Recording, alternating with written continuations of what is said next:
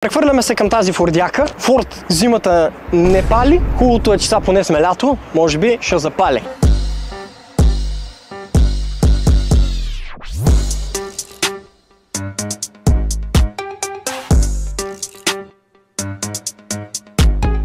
Чакай малко да го видя. Оле, майко. За щастие не е като на Ford Focus да му е заключено тук това да не може да се отвори.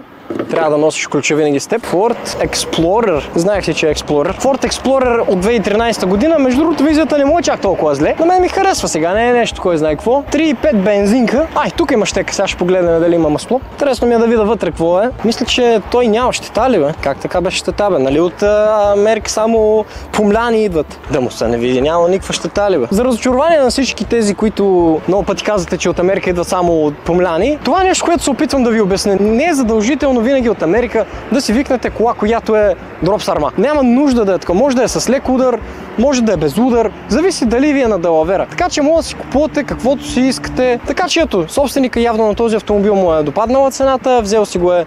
Сега ще разберем на какви пари. Нека обаче видим за какво става въпрос. Ето го. Ще пробваме да запалиме, обаче след малко ще взема. Аз и, както казва, бустъра е там, така че ще оправим нещата. Щеката е много мека, бе. Това ще така. Оп, чакай да не капа на това, че после ще кажа, че му олива масло.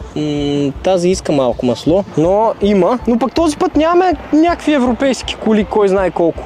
Даже нямаме абсолютно никакви, освен тази.